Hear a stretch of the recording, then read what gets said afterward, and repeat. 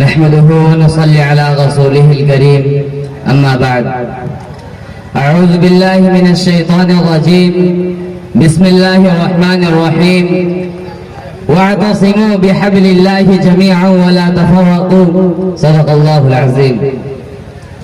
صدر محترم، حکم صاحبان اور میرے عزیز رفقائے بزم اور میرے محترم بزرگوں دوستوں، آج کی اس بارونق محفل میں میرا موضوع خطابت ہے اتحاد و اتفاق.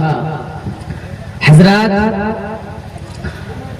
آج مسلمانوں کے اندر نفرتوں و عداوتوں کی خلیج اور آپسی تنازع کی ایک مہلک بیماری ہر مسلمان کے رگ و ریشے میں سما چکی ہے. ہمارے اندر اختلافات و تنازعات و تشاجرات نے جنم لے لیا ہے، جس کی بنا پر مسلمان ذلت و رسوائی کے دلدل میں پھنسی ہے. مسلمانوں کی مختلف جماعتوں اور تنظیموں میں آپس میں اختلاف و انتشار پھیلا ہوا ہے. جس قوم و ملت نے اختلاف و انتشار کو اختیار کیا، اس قوم نے کبھی بھی کامیابی و کامرانی کا چہرہ نہیں دیکھا.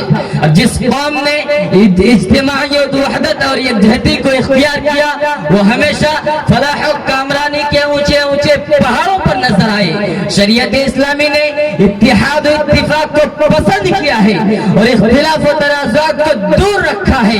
اتحاد و اتفاق کسی بھی قوم و ملت کا سرمایہ حیات اور اس کے تحفظ و بقا کا ضامن ہوا کرتا ہے. اس کے وجود سے ملک و ملت میں امن و آتشی، اخوت و محبت کی باتیں باہر ہی چلتی ہے اور وحدت و الفت کا موسم باہر آ جاتا ہے.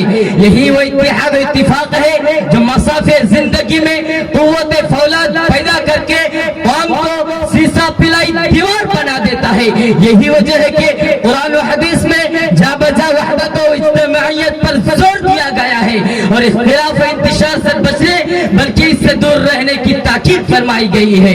ارشاد ربانی ہے وَاعْتَصِمُوا بِحَبْلِ اللَّهِ جَمِيعًا وَلَا تَفَرَّقُوا. اللہ کی رسی کو مضبوطی سے تھام لو اور منتشر نہ ہو.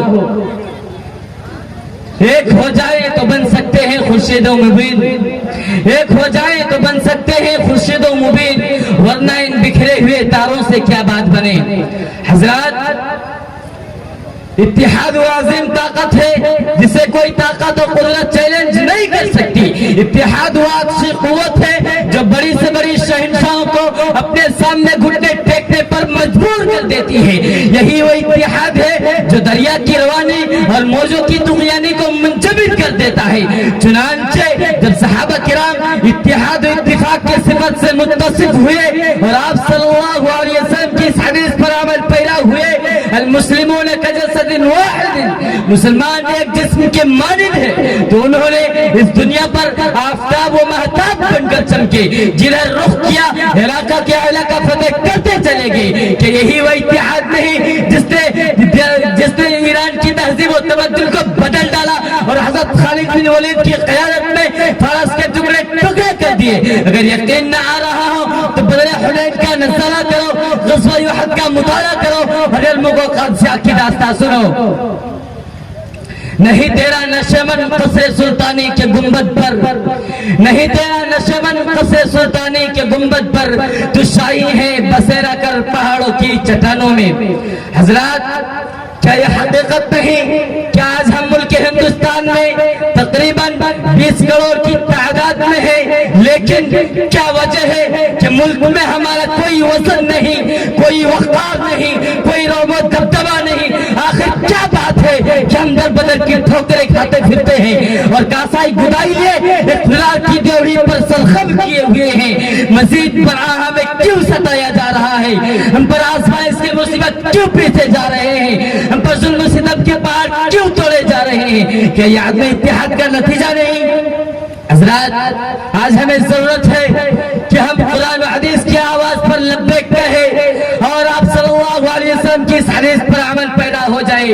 المسلم اخو المسلم, مسلمان مسلمان کا بھائی ہے, اور اتحاد اتفاق کو آپس میں پھیلائے اور اختلاف و انتشار کو دور کرے. یہی دعوت دے کر میں اپنے بات کو ختم کرتا ہوں اس شعر کے ساتھ کہ یہی مقصود فطرت ہے, یہی رمز مسلمانی, یہی مقصود فطرت ہے, یہی رمز مسلمانی, اخوت کی جہاں گیری محبت کی فراوانی. وآخر دعوانا الحمدللہ رب العالمین.